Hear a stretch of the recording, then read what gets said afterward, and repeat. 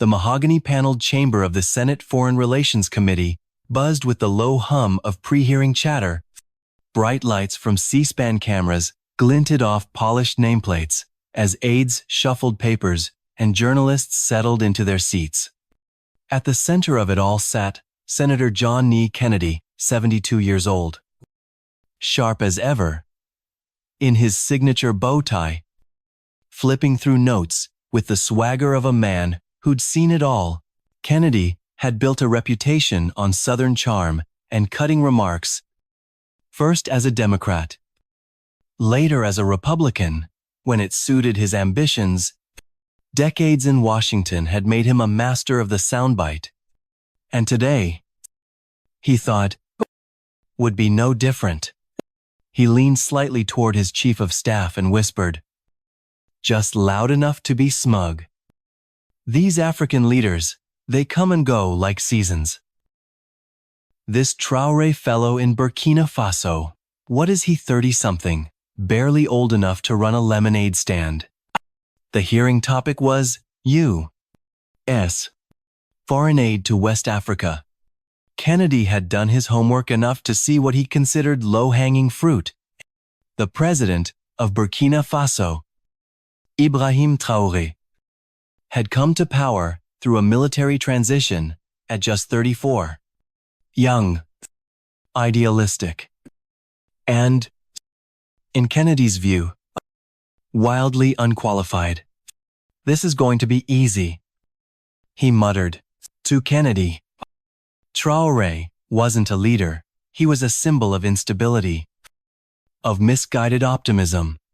What Kennedy didn't realize was that thousands of miles away, in a dusty capital named Ouagadougou, this so-called youth leader had become the face of hope for a generation sick of corruption, foreign manipulation, and promises that never delivered.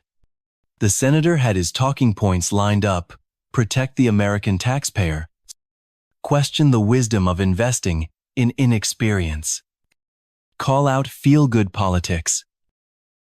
But what Kennedy saw as a stage to flex his wit would become the stage where he inadvertently awakened something far greater than he ever expected. And as the cameras started rolling and his microphone clicked on, the next words out of his mouth would echo far beyond the walls of that Senate room.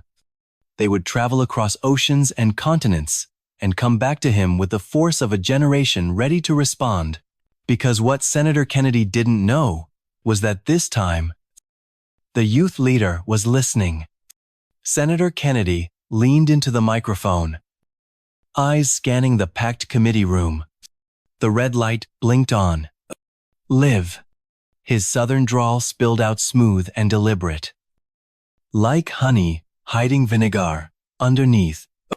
I've been reviewing this aid package to Burkina Faso, he began, flipping through his papers with theatrical flair. And I've got to ask, are we really going to send millions of hard-earned taxpayer dollars to what amounts to a youth leader experiment? The room froze. Youth leader, he repeated, with just enough disdain to make it sting. He didn't shout. He didn't need to.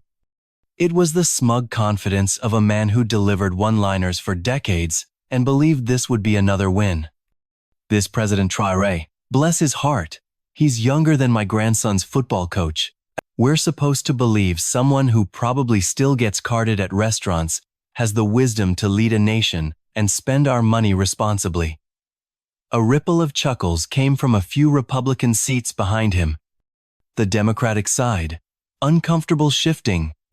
Some glanced at each other. Others avoided eye contact altogether. They knew what had just happened. Kennedy had crossed a line, but not one visible on paper. It was a tone, a look, a patronizing laugh built on assumptions older than the building they sat in. The C-SPAN cameras didn't blink. The clip was already slicing itself into sound bites, televised, live-streamed, recorded, and time-stamped for the world. Editors, interns, Political bloggers all scrambling to clip, caption, and post. But Senator Kennedy wasn't done. I mean, no offense. He added with a smirk that always meant offense. But I'd feel more comfortable handing this aid package to a mayor from Louisiana than to someone who's just now figuring out how to lead a cabinet. No one interrupted him. That silence, it wasn't approval. It was the weight of something unseen beginning to shift. What Kennedy didn't know was that his words meant to dismiss, to diminish, had already begun traveling, not just to Burkina Faso, but to dorm rooms, offices, and war rooms filled with young people who'd heard this before. Only this time, they were ready. This time, the insult wouldn't just spark backlash, it would spark a movement. Within minutes of Senator Kennedy's remarks, the internet caught fire. Clips of his speech, especially the phrase, "Youth Leader Experiment," exploded across X, YouTube, and TikTok. Captioned, memed, dissected. The smirk, the patronizing tone, the way he said probably still gets carded at restaurants, it all hit a nerve. At first, the reactions were predictable. Progressives outraged, conservatives amused. But then, something unexpected happened. Young people left. Right and center started pushing back. Congresswoman Alexandria Ocasio-Cortez tweeted, calling a leader too young. After decades of failed old policies, that's not oversight. That's insecurity. Ilhan Omar added, Senator Kennedy just reminded us why young voices are often the ones worth listening to. But it didn't stop with Democrats. Madison Cawthorn, once the youngest Republican in Congress, posted, "Age doesn't determine wisdom. Result do." His feed lit up with comments from young conservatives agreeing. Some even admitted they were tired of being mocked by their own party for being too green to lead. Suddenly, the divide wasn't left versus right. It was old thinking versus new. And overseas, it was wildfire. In Ouagadougou, Burkina Faso's capital, Traoré's communications team scrambled to monitor the explosion online. Transcripts were printed, clips translated. The president had not yet reacted, but his staff knew this was different. This wasn't just a political insult. It was personal, global. In Paris, President Emmanuel Macron's team quietly circulated talking points. Remind the press, Macron was 39 when elected. In Ottawa, Justin Trudeau's office shared a press release. We support leaders of all ages who demonstrate competence and courage. Meanwhile, African social media was ablaze. Hashtags began trending. Number, Youth Leadership Matters. Not too young to lead. Number, Respect Africa. University students in Nairobi, Lagos, Dakar, and Cape Town organized rallies in solidarity. With Traoré, videos of young Africans quoting Thomas Sankara went viral, calling out the arrogance of Western politicians who still viewed Africa through a colonial lens. And in Washington, staffers at the State Department whispered nervously, Kennedy may have started something we can't contain. Because what was meant as a throwaway line by an aging senator had become something else entirely, a spark, a global pulse, a reckoning. And somewhere in the quiet halls of the presidential palace in Burkina Faso, a young leader was preparing to answer, not with anger, with history. Inside the presidential palace in Ouagadougou, the atmosphere was tense but eerily calm. President Ibrahim Traoré stood near a wide window, hands clasped behind his back, eyes scanning the busy streets below. Motorbikes weaved through traffic. Vendors shouted in the midday sun, and children played with plastic soccer balls between dusty sidewalks. Life in Burkina Faso moved on, but inside these walls, something had shifted. The transcript of Senator Kennedy's remarks lay open on his mahogany desk. A red circle had been drawn around two words: youth leader. Colonel Damiba, Traoré's chief of staff, stepped into the room holding a folder. "Mr. President," he said, voice steady but low. "The response is global. African Union leaders are expressing outrage. Our embassies in Paris, London, and D.C. have received dozens of calls. Even students in America are speaking out." Still facing the window, Traoré asked. "Did they really laugh?" Damiba nodded. "Yes.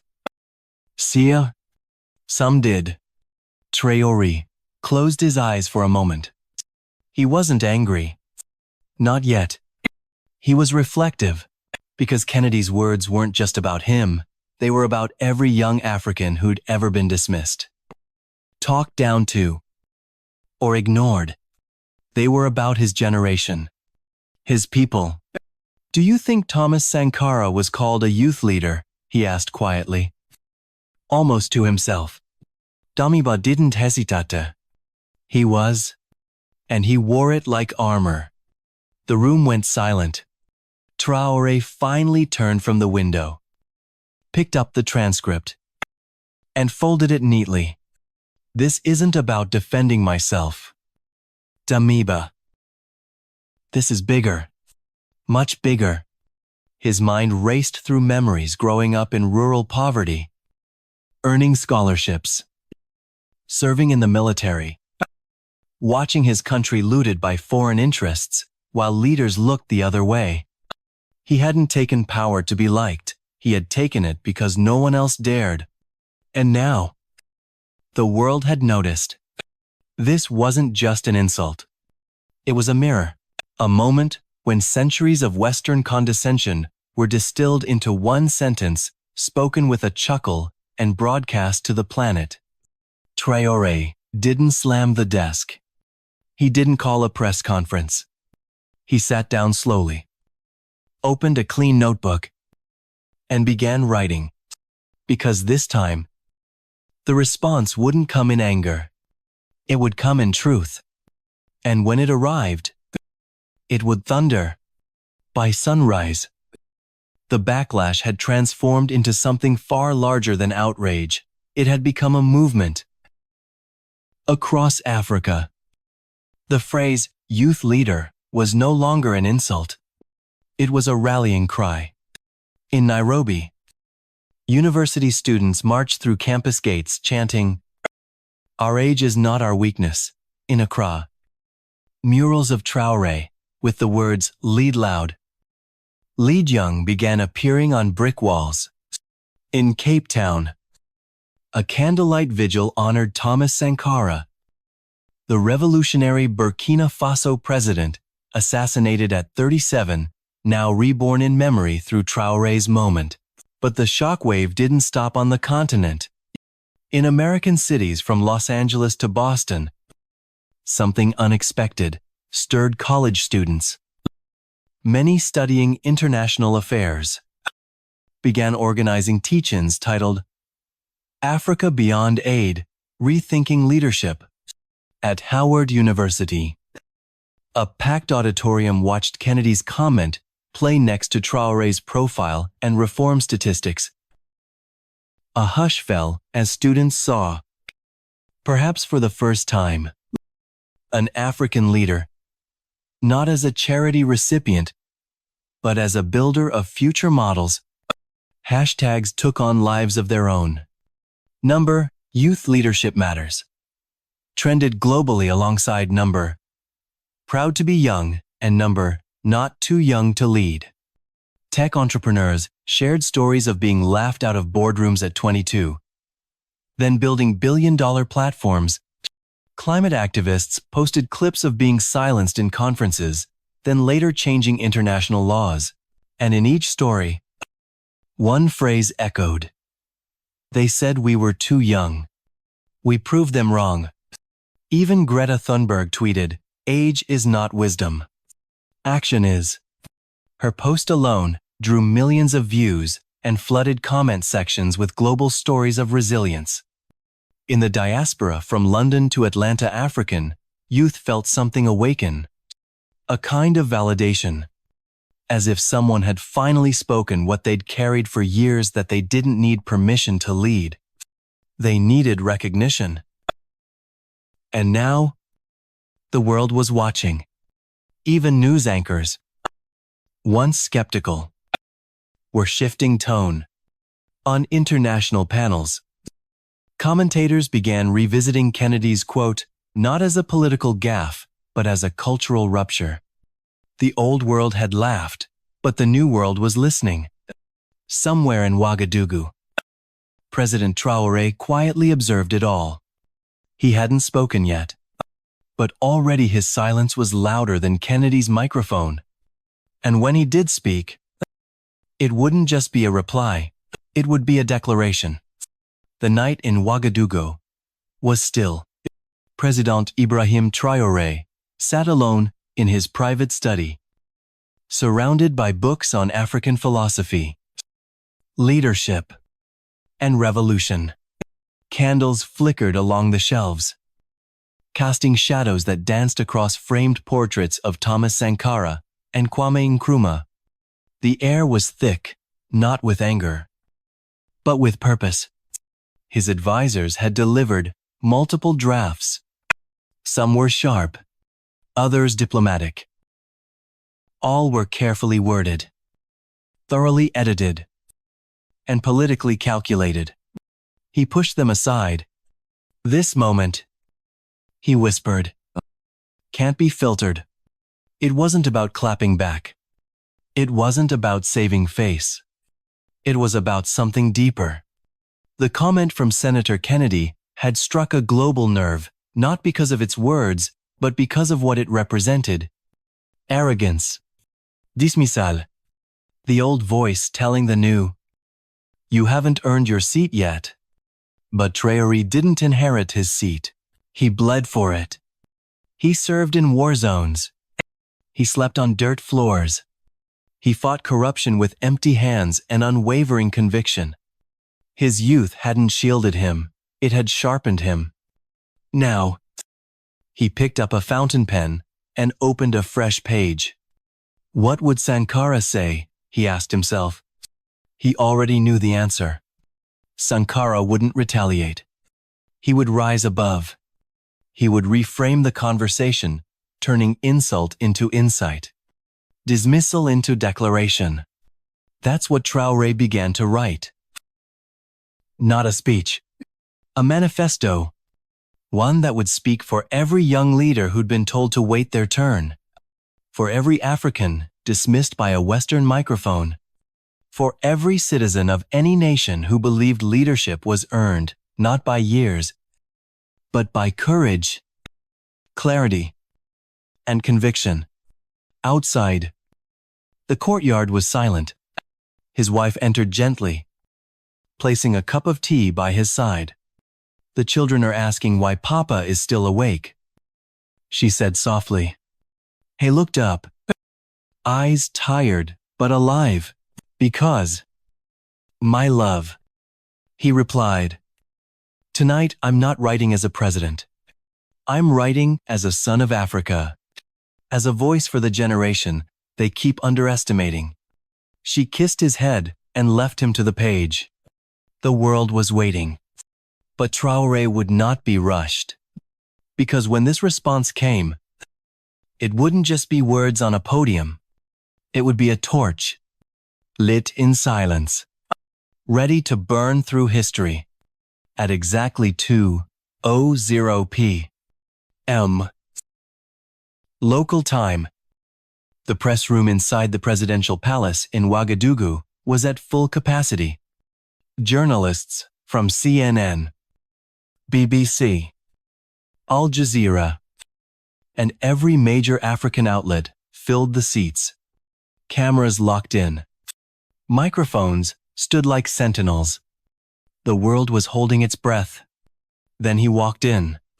Président Ibrahim Traoré, calm, centered, dressed not in full military regalia, but in a simple dark suit stitched by local artisans.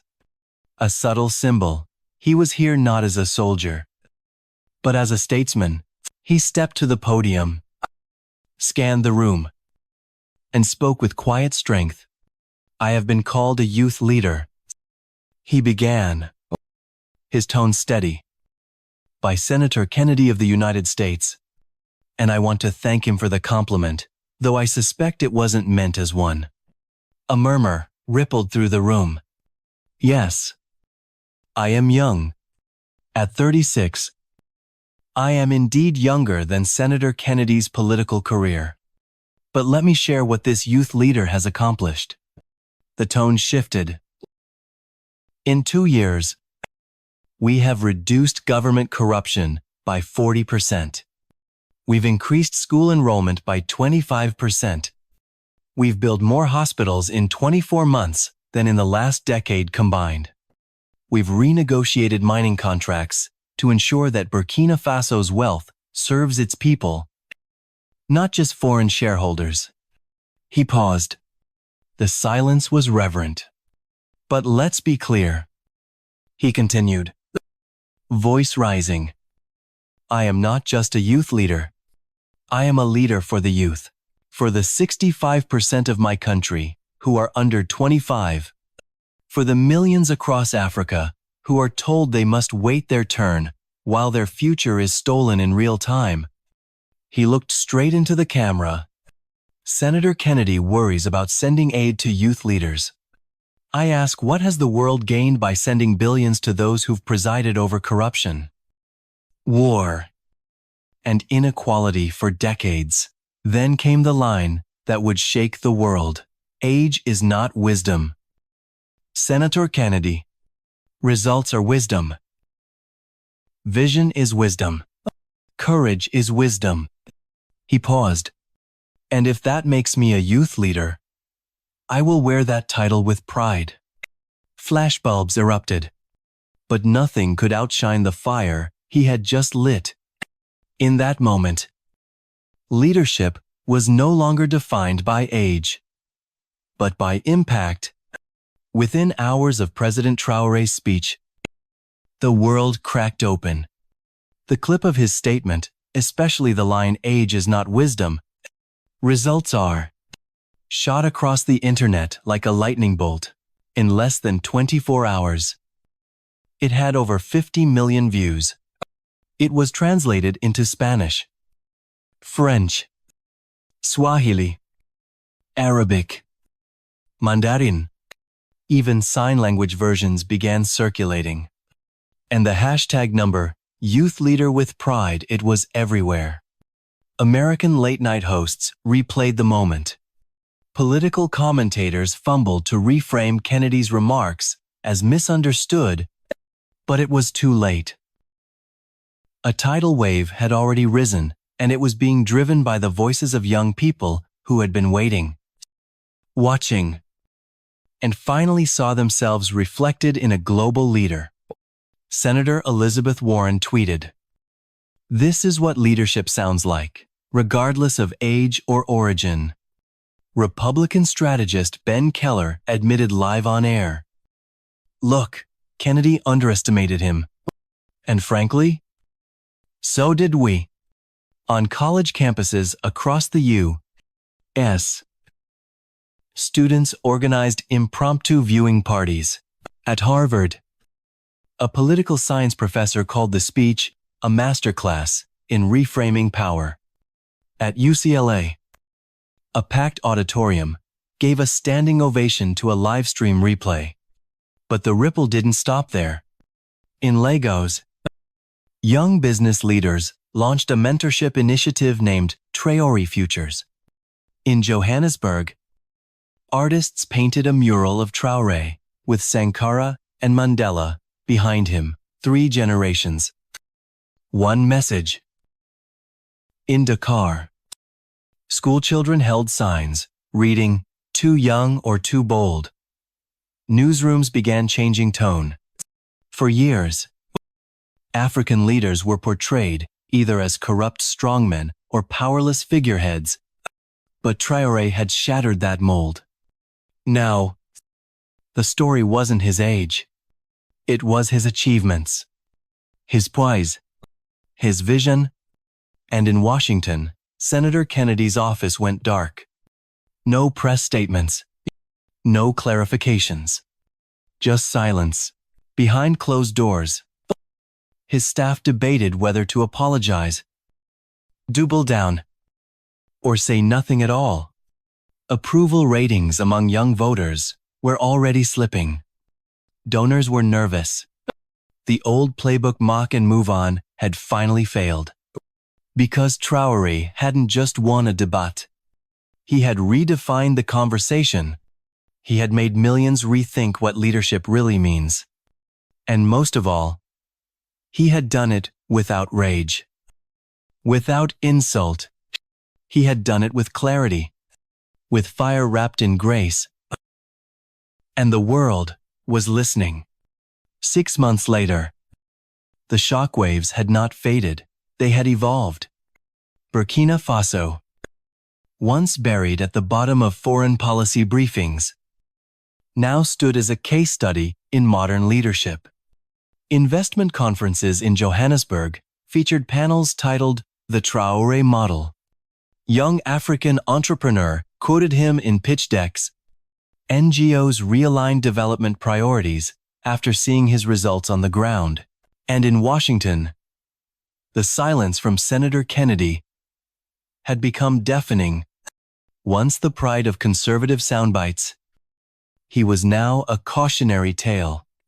Approval ratings among young voters in his home state had dropped by double digits. At town halls, Gen Z constituents asked one question again and again. Why did you mock someone for doing what others only promised? He tried to pivot. He praised young veterans running for office. He tweeted vague support for emerging global voices. But the damage was done. The youth he once laughed off had become the mirror America didn't want to look into, and Kennedy's reflection was aging fast. Meanwhile, President Traoré never gloated. He didn't need to. His government announced new public health reforms. Transparency audits revealed further reductions in corruption. Mining revenues now funded school lunch programs. Villagers in remote regions were getting electricity for the first time and knew exactly who to thank. At the UN, Traoré was no longer seated at the edge of the room. He was invited to speak at climate panels, economic forums, youth leadership summits. Foreign ministers sought meetings. Western journalists, once dismissive, now chased interviews. But it wasn't just global policy that had changed. It was perception. No longer was African leadership framed in shadows of instability. It was framed in data, in vision, in dignity. At Harvard Business School, Traoré's speech was added to the curriculum in a course titled Leadership Under Fire. The Kennedy School ironically used it as a case study in how to turn insult into influence. And still, Traoré kept working. No grand declarations. No Twitter battles. Just one result after another. Because when you build something real, you don't need to argue. You let the world see it. And in that silence, Kennedy faded, while Traoré's voice echoed louder than ever. One evening, long after the headlines had faded, President Ibrahim Traoré sat alone in his study. The palace was quiet. The sun was setting over Ouagadougou, casting warm orange light through the window onto the floor where his daughter sat. Flipping through a history book. On the cover was a photo of Thomas Sankara. Inside now was a chapter with his own name. "Papa," she asked softly, "why did that man say you were too young to lead?" He looked up from his desk. The question landed not with pain, but with clarity. It was a child's voice, but behind it echoed generations of doubt, centuries of dismissal, and the soft, slow ache of underestimated greatness. He stood, walked over, and sat beside her. "Because some people fear change," he said, "and when they see it wearing a young face, they try to laugh it away." She tilted her head. "But it didn't work." He smiled. "No. This time, we didn't fight back with anger. We answered with results, with truth." Outside, the lights of the city began to flicker on schools newly built, clinics operating late, roads paved where dirt once ruled. Each light was a small testament to everything they had done. Across the world, his speech was still being studied in classrooms, conferences, and campaign trainings. It had sparked a shift, not just in political rhetoric, but in how people saw youth, leadership, and the power of believing before being believed.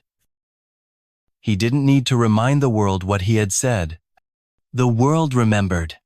And Senator Kennedy, he had become a footnote, a moment, a leçon.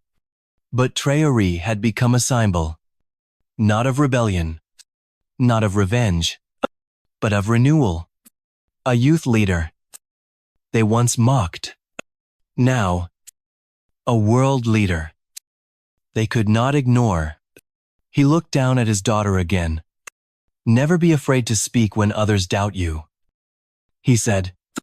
"Just make sure your voice builds more than it breaks. That's how you lead." She nodded, her small hand wrapping around his. And in that moment, simple, quiet, untelevised, Traoré knew the greatest response had never been the speech. It was the world that changed afterward, and the generation that would never apologize for being young again.